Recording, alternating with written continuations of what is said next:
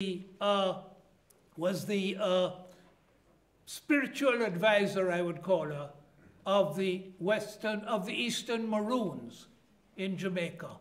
A previous talk I've given on the Maroons, and I won't weary you with more about them than to say that the Maroons, their name comes from a corruption of the Spanish word cimarron, meaning a wild man.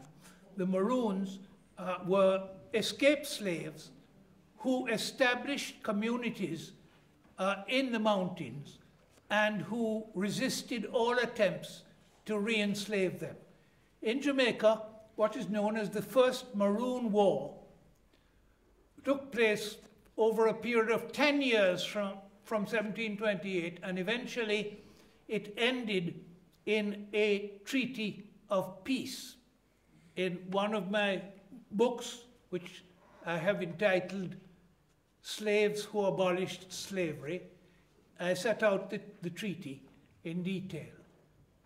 Then the similar Maroon community in northeast Jamaica got a treaty of peace, written treaty of peace, with the Jamaican legislature in the following year. These treaties gave these Maroons perpetual freedom, gave them the land which they had occupied during their rebellions, and in the case of the first treaty, the Accompong Maroons in western Jamaica, they today, up to today, still pay no taxes. The second treaty with the Maroons in the northeast, their treaty did not provide for exemption from land taxes, so that they pay taxes. But those communities still exist. There were similar Maroon victories in the Dutch colony of Suriname. The Dutch lost their colonies in Berbice, Essequibo, and Demerara, which are British Guyana, and they're now called Guyana. As my friend Miles Fitzpatrick very humorously put it, when the government of Guyana decided to change its name from British Guyana to just Guyana, he said, "We decided to take the British out of Guyana."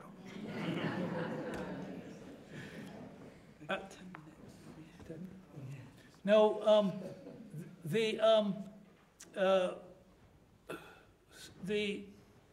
thing that has to be noticed about the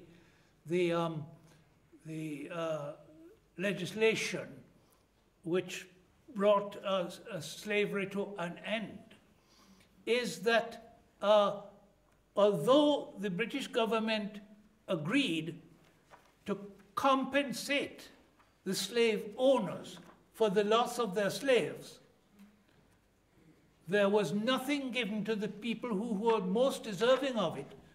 The slaves got nothing but the ownership of themselves. And thereafter, if they were able to find employment, they were to be paid wages which were to be negotiated. But for a long period of time, the possibility of the workers organizing themselves into trade unions to improve their working conditions was denied. It wasn't until 1919 that legislation was enacted in Jamaica which made trade unions lawful. Prior to that, they were illegal in restraint of trade. In Guyana, although the workers did form trade unions in 1919 after a tremendous upheaval, the legislation was enacted in 1921, making trade unions lawful.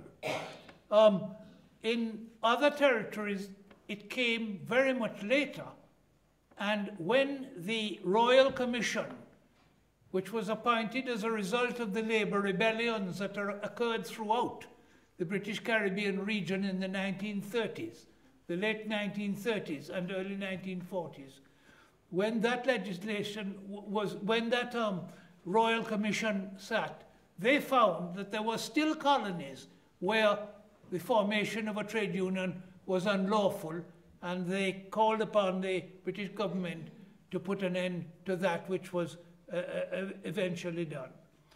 So basically my thesis is this. It's a thesis embodied in the title of my books, my 2-volume work there.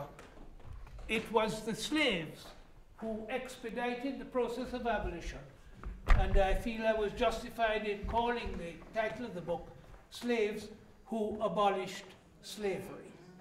The slaves who were emancipated, as I say, were less than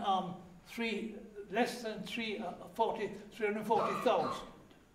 The free colored people couldn't have amounted to more than 40,000, and free black and brown people. And the loss of life, therefore, was tremendous, was tragic. But that's not what we hear about when celebrating the abolition of the slave trade and slavery. All we hear about is the fact that Britain was one of the pioneer countries to bring about the abolition of the slave trade, and eventually one of the early countries after Denmark to bring about the abolition of slavery itself. This is typical, I suppose, that credit will be taken and that there will be no mention of the crime of transporting millions of Africans from freedom to enslavement in the Western world. That is something that they prefer not to mention, but they want to tell us that the abolition of slavery was a benevolent British act which should be applauded and celebrated. Okay? It was a good act, but it was an act which was taken under compulsion as a result of the determination, the militancy, the sacrifices made by the slaves themselves in fighting for their freedom. Thank you.